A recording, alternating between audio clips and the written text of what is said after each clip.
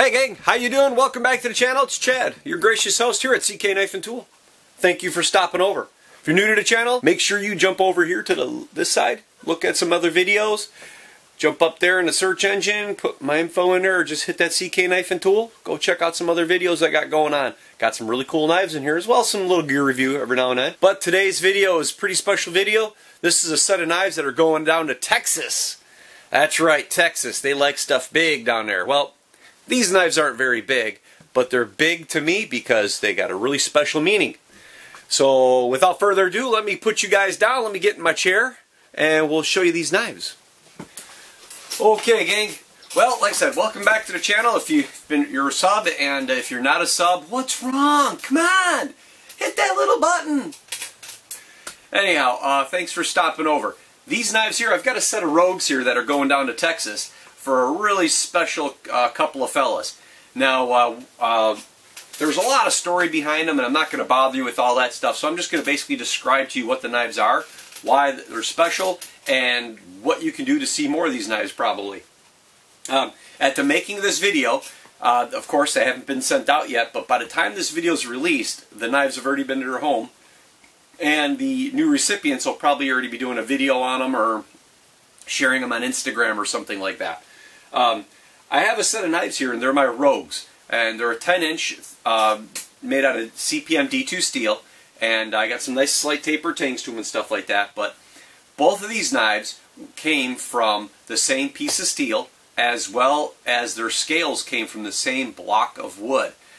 The scales on these knives are grade A Cocobolo. Now, what I mean about came from the same piece is I actually get the rough piece of Cocobolo, the board, and I actually cut them, and I made the scales of these knives from that one board, so they're actually brothers. So not only did the steel come from the same bar stock of steel, but the scales, the wood handle material, came from the same piece of wood, the piece of lumber. If you follow me on Instagram, you'd see that I put some videos out and some pictures and stuff like that over there, and you'll also see that I had a little bit of assistance during that time process. A little baby Groot. I got a hold of Baby Groot from a buddy of mine at MKR Tactical Solution, was playing a little joke on him, and so Baby Groot was in the shop helping me a little bit with some knives. The first knife we're going to look at here is Steve's knife. Now Steve was a former Marine. What I did with Steve's is, again, both of these knives have been hand sanded at 220 grit, so they got a nice hand satin type finish to them. I dressed Steve's out with the black and nickel silver Marine Corps pin. A nice slight taper tang to it. I didn't go really pointy. I balanced back and forth between going really pointy and staying a little bit thicker, and I find the real pointy tangs really look nice, but a little bit thicker tang gives a little bit more balance, a proper balance, at least for what I'm doing. So kind of go back and forth. But so Steve's knife was really nice, dressed out good. But let's get to the other knife too now. Now the other knife are brand new pins that I just got a hold of that I had made up for this particular knife in general. This knife is Rob's knife. Now Rob was in the U.S. Army, and he was a sniper in the U.S. Army.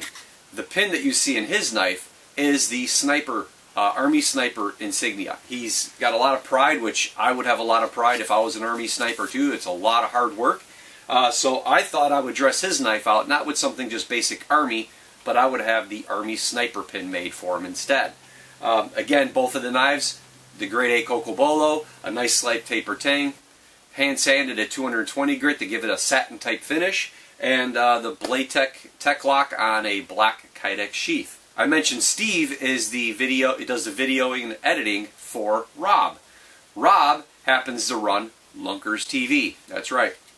This knife and that knife are both going down to Texas to Rob and Steve with LunkersTV. I just wanted to share the knives with you, wanted to share this out because I wanted to put a shout out. So if you haven't heard of LunkersTV, jump down there. Rob just broke 1 million subscribers. That was pretty cool. I remember watching Rob when he was probably 2,000 or 3,000 subscribers, which was nuts. He was a little bit heavier and a little hairier, but he ran a pretty good channel, and a really down-to-earth guy.